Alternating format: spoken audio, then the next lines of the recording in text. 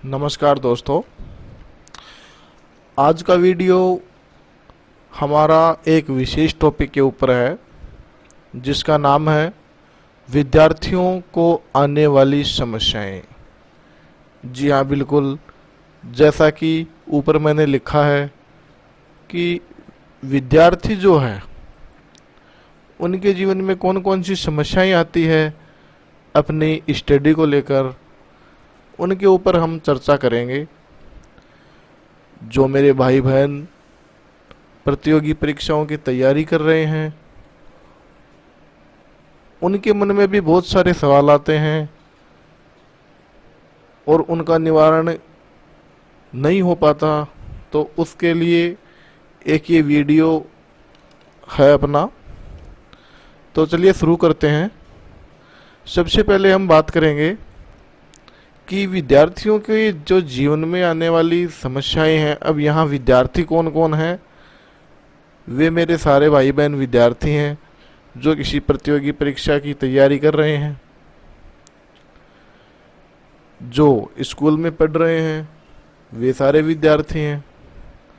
तो सबसे पहली जो बात आती है उनके मन में वो है अपनी जो परीक्षा है उसका चुनाव करना। जी हाँ, बिल्कुल जो परीक्षा है उसका चुनाव करना। तो जो क्लास में पढ़ रहे हैं वो तो परीक्षा का चुनाव कैसे करेंगे, क्योंकि इनके पास तो पहले से ही बोर्ड की परीक्षाएं, कक्षा 10 का बोर्ड, 12 का बोर्ड और जो कंपटीशन एग्जाम की तैयारी कर रहे हैं उनके लिए परीक्षा का चुनाव बहुत ही ज़्यादा इम्पोर्टेंट हो जाता है।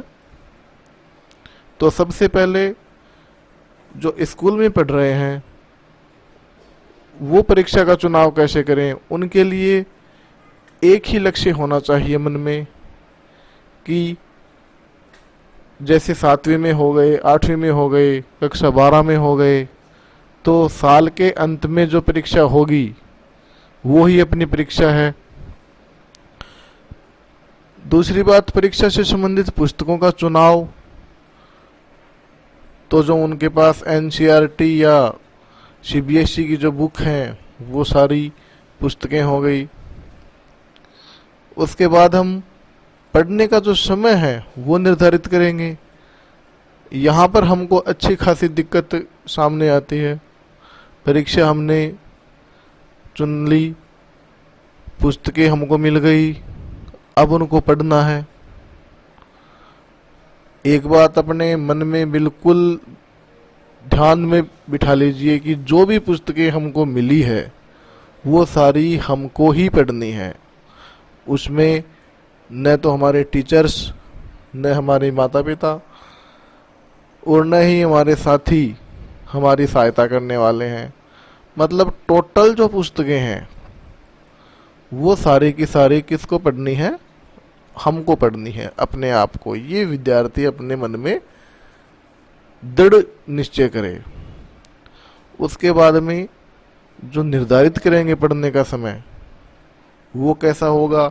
सुबह उठ के पढ़ें, शाम को लेट तक पढ़ें, दिन में पढ़ें। उसके लिए विद्यार्थी को अपने हिसाब से जिस भी तरीके से उचित समय बैठता है उसका चुनाव करना पड़ेगा। उसके बाद में जो पढ़ तो लिया, पढ़ते तो सब हैं, पढ़ लिया हमने भी, लेकिन पढ़े हुए को याद कैसे रखा जाए, ये बहुत ही बड़ा प्रश्न होता है प्रत्येक विद्यार्थी के मन में कि जो सारा कुछ पढ़ा है वो मेरे सारा याद रहे। बहुत सारे विद्यार्थी हैं जो ये कहते हैं कि मैं पढ़ता तो बहुत हूँ सर, लेकिन भूल जाता हूँ। उनकी समस्या का निवारण कैसे हो? तो पढ़े हुए पर मनन करना आवश्यक है। मनन करने से हमारा मतलब क्या आया? पढ़े हुए को रिवाइज करो। रिवाइज कब करना है, कैसे करना है, इसका टाइम टेबल खुद को ही सेट करना पड़ेगा। जैसे फॉर एग्जांपल ले लेते हैं कि हमने गणित का 1 से लेके 5 तक प्रश्नावली पढ़ ली। अब 1 से लेकर 5 तक प्रश्नावली रिवाइज कैसे हो, तो उसके लिए 7 दिन में, 14 दिन में, 21 दिन में जो वीकली टेस्ट होते हैं, अपने आप खुद का सेल्फ टेस्ट लेना चालू करें। ये हो गया हमारा रिवीजन। और उसके बाद में, इन चारों चीज़ों के बाद में जो सबसे मुख्य चीज़ आती है वो है अपना खुद के ऊपर विश्वास रखना, जिसको हम आत्मविश्वास कहते हैं। आत्मविश्वास में जो सारी चीज़ें हमने पढ़ी है वो हमारे कितनी याद हैं, कितनी हम भूल गए, ये सारा का सारा इसमें सम्मिलित है। हमको ये अपने मन में बिठा के रखना है कि पूरी साल हमने पढ़ाई की है, पूरे महीने हमने पढ़ा है, पूरे दिन का ही यदि बात कर लें या पूरे घंटे का हम बात कर लें, कि पूरे घंटे यदि हमने कुछ पढ़ा है तो उसमें से निश्चित ही 1 या 2 लाइन तो याद रही होगी। उसका जब हम सेल्फ टेस्ट देंगे तभी हमको विश्वास हो पाएगा, अन्यथा ये बहुत ही मुश्किल चीज़ हो जाएगी। उसके बाद में हम बात करते हैं प्रतियोगी, जो परीक्षाओं की तैयारी कर रहे हैं उनके लिए। बहुत सारे मेरे भाई बहन ये सोच लेते हैं कि मेरे को तो सरकारी नौकरी लगनी है। सरकारी नौकरी लगें कैसे, कौन सी परीक्षा दें? तो सबसे पहले उस परीक्षा का चुनाव हमको करना पड़ेगा। परीक्षा का चुनाव करने के बाद में, परीक्षा तो हमने चुन ली, first grade, second grade, BSc कर ली, उसके बाद में बीएड कर ली। उसके बाद में क्या करें? फर्स्ट ग्रेड की तैयारी करें, सेकंड ग्रेड की तैयारी करें। जब भी गवर्नमेंट भर्ती निकालेगी तो परीक्षा में बैठेंगे। यही होता है। मान लीजिए हमने फर्स्ट ग्रेड की तैयारी करने की सोच ली, उसके बाद में फर्स्ट ग्रेड से संबंधित जो पुस्तकें हैं उनका चुनाव करें। उन पुस्तकों को अपने पास रखें। परीक्षा से संबंधित जितनी भी पुस्तकें हैं उनको अपने पास रखें, संभाल के रखें। अब आप लोग ये सोचोगे गुरुजी पुस्तकें तो बहुत सारी है, लेकिन मैं आपको एक चीज़ बता दूं कि बहुत सारी पुस्तकें इकट्ठी करने से पढ़ाई बिल्कुल नहीं होती। ऐसा यदि कोई मन में वहम है तो वो आप निकालें। पढ़ाई होगी तो जो पुस्तकें हमने इकट्ठी की है उनको पढ़ने से होगी। पुस्तकें हमने चुन ली, ध्यान आपको यही रखना है कि पुस्तकों को बदलना नहीं है। कई मेरे भाई बहन ये करते हैं कि एक गाइड पढ़ ली, अब उस गाइड को तो छोड़ देते हैं, दूसरी गाइड ले आए बाजार में। किसी मित्र ने कह दिया पड़ोस से कि अरे अरे वो दूसरी वाली गाइड है उस परीक्षा के लिए, वो बहुत अच्छी आ रही है। दूसरी वाली गाइड ले आए, 3 गाइड हो गई। अब मैं ये पूछना चाहता हूं कि जो पहले वाली गाइड पढ़ी थी वो पूरी याद हो गई क्या? बिल्कुल नहीं। वो तो तब याद होगी जब हम उसको रिवाइज करेंगे। तो सबसे पहले तो जो पुस्तक निर्धारित की है हमने, आप उसको उसके ऊपर विश्वास बना के रखें कि हाँ यदि सिलेक्शन होगा तो इसी पुस्तक के साथ होगा। उसके बाद में पढ़ने का समय कैसे निर्धारित करना है? पढ़ने का समय निर्धारित करने में बहुत सारी समस्या आती है। 2 मिनट किताब लेके बैठे, कभी किसी मित्र का फोन आ गया, उसके पास चले गए, फोन नहीं आया तो उसका मन में विचार आ गया, उसके बारे में सोचने लगे, 1 घंटा गुजर गया और साहब पढ़ के उठ गए। तो ऐसा नहीं होना। ऐसा यदि करेंगे तो पढ़ाई नहीं होगी। पढ़ने का समय निर्धारित करेंगे, जैसे मान लो सुबह 1, 2, 3।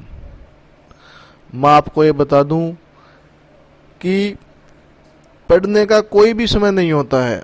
जब अपनी इच्छा हो हम तब पढ़ सकते हैं।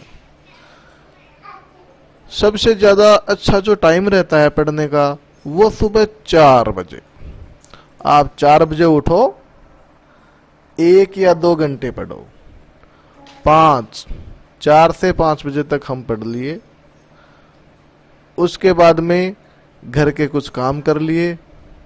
यदि आप ऐसा रूटीन रखते हो तो यकीन मानिए 1 महीने में आपको ये लगने लगेगा कि वास्तव में मेरी पढ़ाई हो रही है।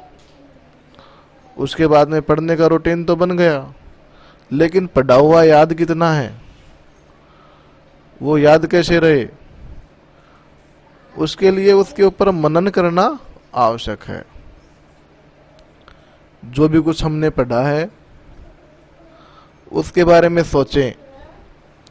मान लेते हैं महाराणा प्रताप के बारे में पढ़ लिया आपने, तो उसको एकांत में बैठ के सोचें कि हमने क्या पढ़ा। महाराणा प्रताप का जन्म कब हुआ, क्या उसके माता पिता के नाम था। तो ये सारी की सारी चीज़ें हमको एकांत में बैठ के सोचनी है। एकांत में बैठ के सोचेंगे तो ये भी बात सही है कि सारे प्रश्नों के उत्तर हम नहीं दे सकते। जो भी अपना मन अपने से प्रश्न करेगा उन सारे प्रश्नों के उत्तर हम नहीं दे सकते। तो वहाँ पर अपन को एक कॉपी और एक पेन लेके बैठना है। वहाँ पर हम अपने प्रश्न लिख सकते हैं और उनके उत्तर हमको दोबारा अपनी किताब में खोजना है। मित्रों, यदि ये 4 स्टेप हमने अच्छे से तैयार कर दिए तो यकीन मानिए आपका अपने ऊपर विश्वास निश्चय ही हो जाएगा। जिसको हम आत्मविश्वास, आत्मबल, सेल्फ कॉन्फिडेंस और तरह तरह के नाम से पुकारते हैं, सारी की सारी सफलता आपकी इसी चीज के ऊपर टिकी हुई है। इसलिए जो चारों पॉइंट है उनके ऊपर फोकस करें और अपनी जो पढ़ने की सीमा है, सिटिंग पावर है, उसको बढ़ाएं। जैसा कि मैंने पहले बताया, जो पुस्तकें हमने खरीदी है किसी भी प्रतियोगी परीक्षा के लिए वो हमको ही पढ़नी पड़ेगी, कोई भी बाहर से नहीं आएगा। ये बात अपने मन में पहले बैठाएं। इसी के साथ मैं वीडियो को समाप्त करता हूँ। यदि आपको वीडियो अच्छा लगा हो तो इसको शेयर कीजिए, चैनल को सब्सक्राइब कीजिए। जय हिंद, जय भारत।